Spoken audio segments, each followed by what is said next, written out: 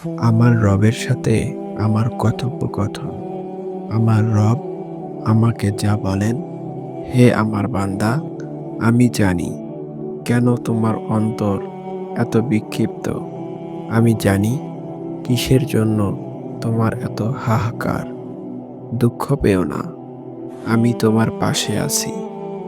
আমি তখনও তোমার পাশেই ছিলাম, যখন এই পৃথিবীতে তোমার অস্তিত্বও ছিল না। আমি তখনও তোমার পাশেই ছিলাম, যখন মাতৃগর্ভে এক অচেনা পরিবেশে ছিলে তুমি। আমি তখনও তোমার পাশেই ছিলাম, যখন তুমি আমায় চিনতেও না।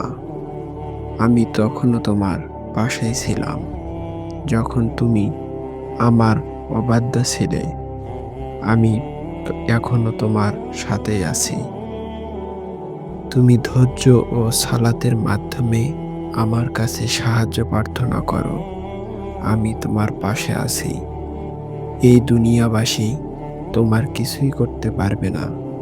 আমি জানি তারা যা বলে তা তোমাকে খুব কষ্ট দেয়।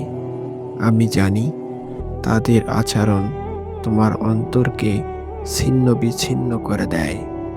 তুমি শুধু নীরবে সহ্য করে যাও।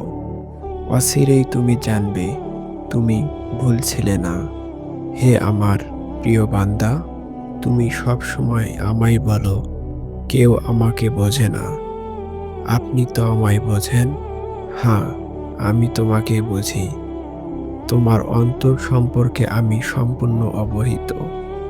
তুমি চিন্তা করো না, অচিরেই আমি তোমার প্রতি এমন অনুগ্রহ নাজিল করব যে তোমার অন্তর প্রশান্ত হয়ে যাবে।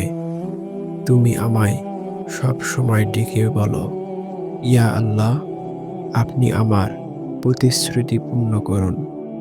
আমাকে কষ্টের পর স্বস্তি দিন।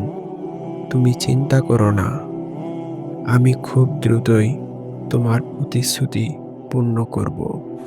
ফি আমানিল্লাহ। ভিডিওটি ভালো লাগলে আমাদের চ্যানেলটি সাবস্ক্রাইব করে পাশে থাকবেন।